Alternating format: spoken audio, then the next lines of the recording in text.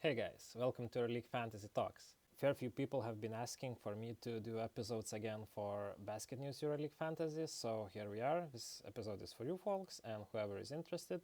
I will do it again more based on analysis on the pricing and budget growing for this particular fantasy platform. We will start after round 1 has already finished, so we'll build a team before round 2. Okay, the full name is too long, so we have to cut somewhere a bit. Okay, I will just go with EFT. Alright, this is where we put our team. Of course, I have already prepared analysis for the pricing, so I know that I will go with 2 center, 1 forward, 2 guards formation, or at least for the visual aspect of it.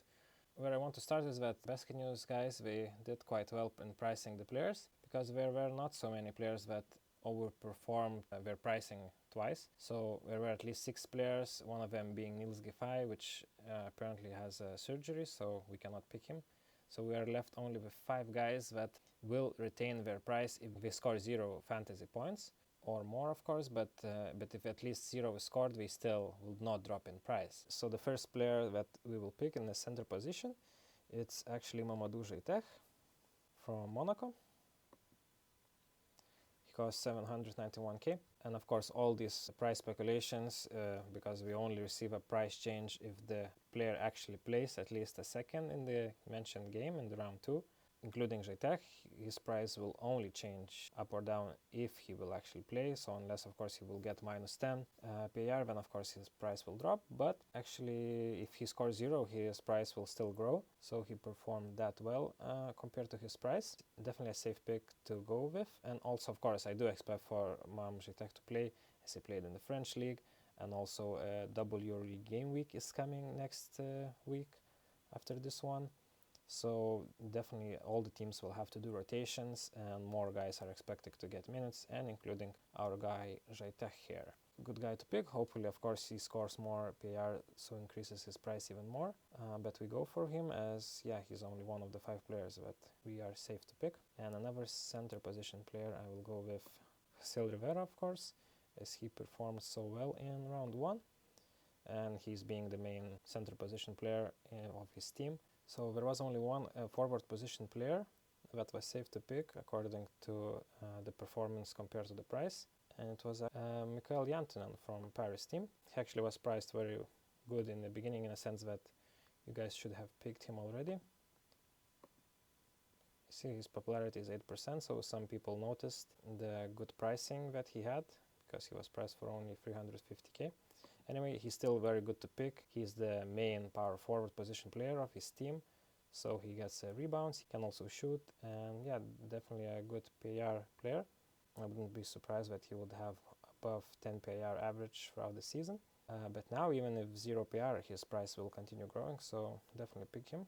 And for my first guard, I will pick Tamir Blatt, of course, as his performance was crazy, and we don't need him to go big this time. His price will grow even if we get 0. Hopefully he will not go minus, but now Maccabi signed a new guy in the guard position, so let's see if that will take minutes already in the round 2, but hopefully not just yet, from Blatt and Jakubaitis. And our last guy in the safe position is actually a guard, and it's Nenad Dimitrievich from Milan team. He's priced very well. I think he has very good potential.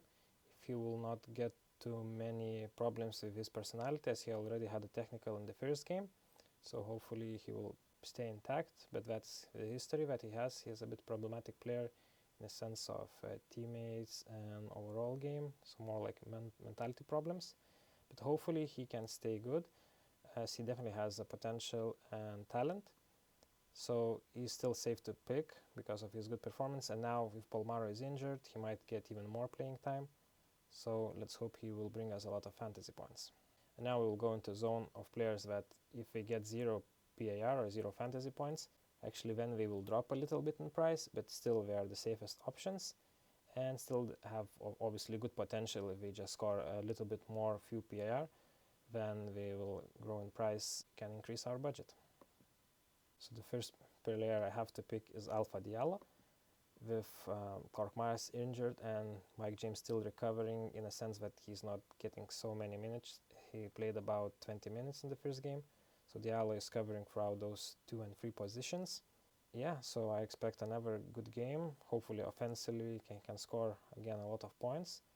Otherwise he's a very energetic player, tough on rebounds. I like Diallo a lot. He needs just 0.5 PAR, so basically if he gets 1 PAR or 1 fantasy points, you guys are sorted, and his price is growing at least a little bit. As my next player, I will pick Tariq Jones from Partizan.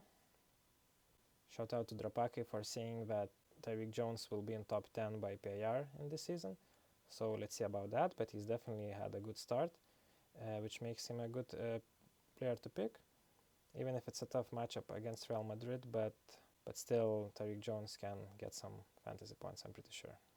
And as the last forward, I will go with Arnas Butkevičius from Žalgiris.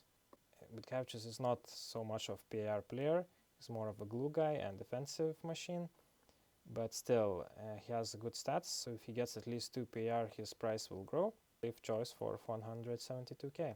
And for the guard here I will pick Martin Hermansson from Alba. Hermansson is the main point guard, the main ball handler of Alba team. He actually has a good potential, he's a very talented player, just that he had injury problems throughout last seasons until he played last part of last season. So if Hermansson gets at least 2 PAR, his price stays the same, and then every PAR on top makes his price grow. And for my last player, I will pick the energetic Shaquille McKissick from Olympiacos.